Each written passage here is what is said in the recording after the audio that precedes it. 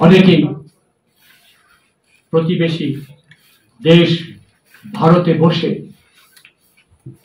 ভারতের মৌলবাদী মোদী সরকারের প্রত্যক্ষ মদদে তারা বাংলাদেশের বিরুদ্ধে বাংলাদেশের স্বাধীনতা সার্বভৌমত্বের বিরুদ্ধে চক্রান্ত এবং ষড়যন্ত্রে লিপ্ত।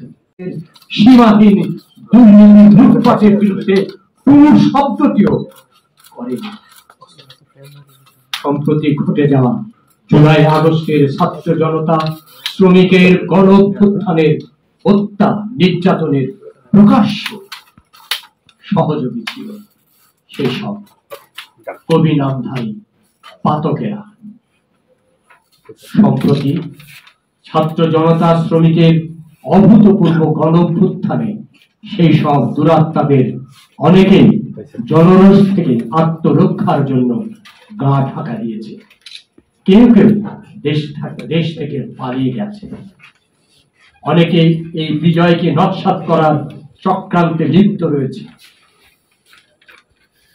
অনেকেই প্রতিবেশী দেশ ভারতে বসে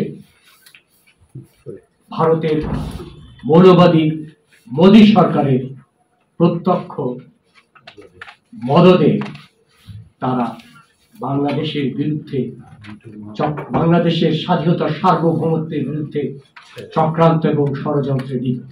আপনারা জানেন কিছুদিন আগে ভারতে বাংলাদেশের বিভিন্ন দূতাবাসে আক্রমণ করা হয়েছে।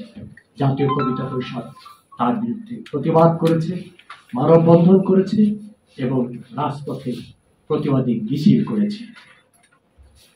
এইভাবে গণধিকৃত এইসব কবি নামধারী দুর্বৃত্তরা স্বৈরাচার বিরোধী আন্দোলনের মধ্য দিয়ে গড়ে ওঠা একটি আপসহীন সংগ্রামী প্রতিষ্ঠানের ভাবমূর্তি ধুলোয় মিশিয়ে দিয়েছিল। এমত অবস্থায় জাতীয় কবিতা পরিষদ এর প্রতিষ্ঠাকালীন মৌলিক অঙ্গীকার রক্ষা, ফ্যাসিবাদ বিরোধী সকল গণ অভ্যুত্থানের পরে রাষ্ট্র সংস্কার ও দেশ জনতার কল্যাণে কবিদের দায়বদ্ধতা থেকে জাতীয় কবিতা পরিষদকে এগিয়ে নিয়ে যেতে সংগঠনটি প্রতিষ্ঠাকালীন ও সাম্প্রতিক ফ্যাসিবাদ বিরোধী আন্দোলনে সক্রিয় কয়েকজন কবির নেতৃত্বে সংগঠনটি কেন্দ্রীয় কমিটি পুনর্গঠিত করেছে। শিল্পপ্রাণ প্রিয় সাংবাদিক বন্ধুরা, জাতীয় কবিতা পরিষদ তার প্রতিষ্ঠার পর থেকে প্রতি বছর মহান ভাষা আন্দোলনের ফেব্রুয়ারি মাসে জাঁকজমকপূর্ণভাবে জাতীয় কবিতা উৎসবের আয়োজন করে থাকে। এই উৎসবে দেশের আপামর কবি সাহিত্যিকগণ ছাড়াও বিদেশি কবি সাহিত্যিকগণ অংশগ্রহণ করে থাকেন।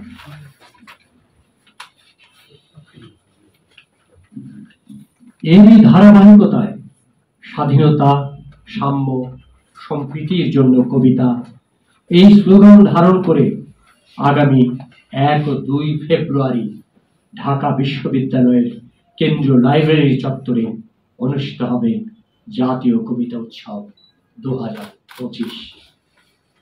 জাতীয় কবিতা পরিষদ কর্তৃক আয়োজিত এই উৎসব সফলভাবে আয়োজন করা